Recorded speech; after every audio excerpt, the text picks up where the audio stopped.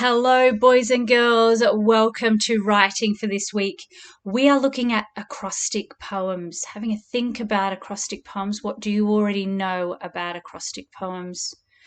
Let's have a look at what they are by starting with our learning intention and our success criteria.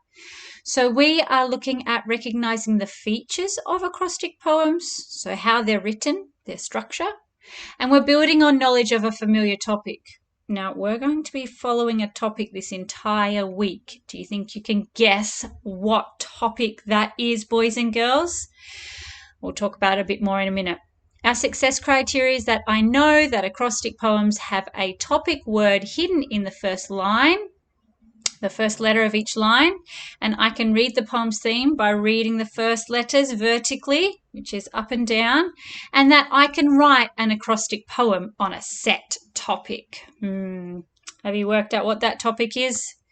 So let's have a look at what an acrostic poem is. Now, I'm going to read you this poem, and I want you to tell me if you can guess what theme it's following or its topic.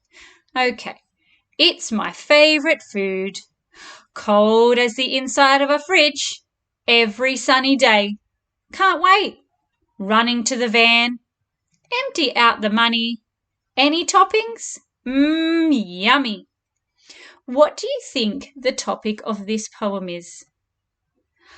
Ice cream, yes. So, what do we notice? What are the features? What makes an acrostic poem an acrostic poem? Okay. You may have noticed that down the side, vertically, the topic is written. The first letter of each line spells out the theme of the poem. Ice cream, that's the theme, that's the topic, and it's spelt out on the start of every line. Now, this particular author hasn't just written one word. You may have seen acrostic poems where they just have one word per line. I think in year 1 and year 2 we are beyond that, and we should be writing whole sentences like this author has. So you can see that this author has had to start its first sentence with the letter I, because that's how we spell ice cream. I-C-E-C-R-E-A-M. Okay, so the first letter in ice cream is the letter I. So they have written, it's my favourite food. And then the next letter is C. And they've written cold as the inside of a fridge. So they've started each sentence with the first letter in the poem's theme. Okay? What you can also do in acrostic poems is use poetic devices such as alliteration. Now, alliteration is using the same letter for the start of a word right after each other. So this author has written favourite food. They both start with the letter F. Yes, the letter F. Okay, and that is a poetic device. You will also notice with acrostic poems that the lines can be different lengths. Some are short, some are longer. Okay, depending on what your brain and your creativity thinks of at the time. Okay, so let's have a look at our author's purpose. Now, you know that we can either persuade someone, inform someone, and entertain. And that's what we're doing today. We are entertaining. We are providing our audience with a poem that might make them laugh. It might make them visualize things. We are entertaining our audience today. So let's learn about pirates. You may already know so much about them, which is fantastic. You're going to use that background knowledge to help you write your poem today. All right, pirates.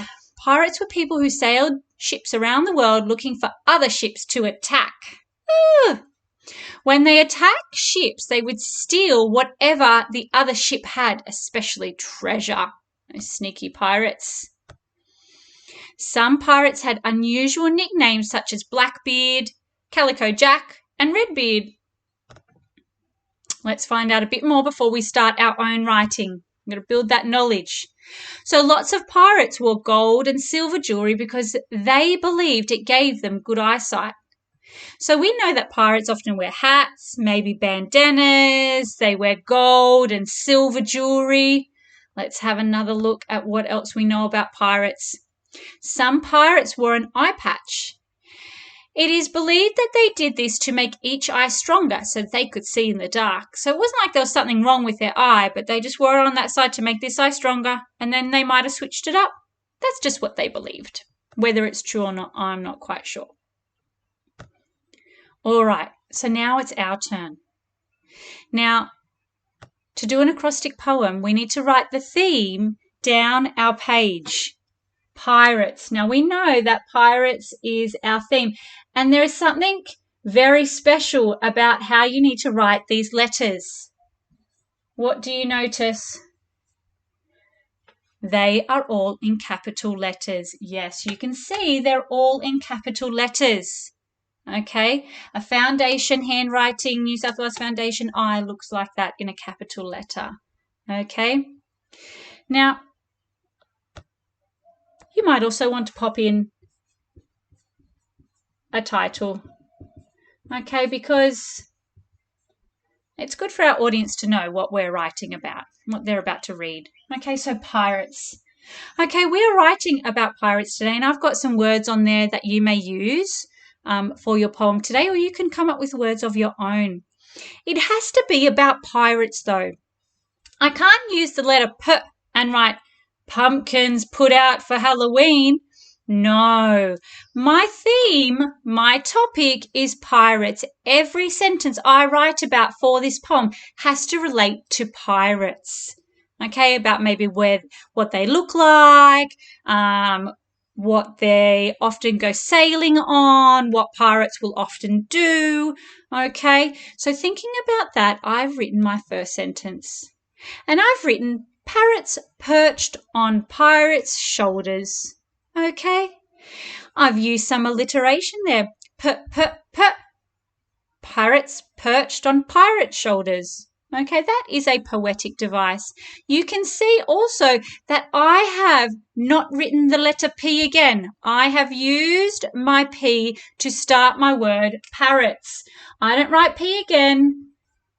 I use it to start my sentence. Okay, let's see what I came up with for I in the word pirates. In ships made from wood with giant sails. Yes, that's what pirates do. They're on ships made with giant sails. Now, I could have just written in ships made from wood, full stop. But I wanted some more information for my audience. I wanted them to get that picture in their head. I wanted to entertain them. Okay, so I've included that extra information of with giant sails. I want to see you doing that in your writing too, boys and girls. I have written roaming the 7 seas with their crew. Now, again, I could have just written roaming the 7 seas.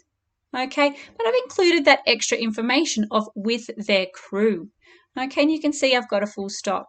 Again, I have used the letter to start my first word in my sentence, just like I did with P for parrots and it for in.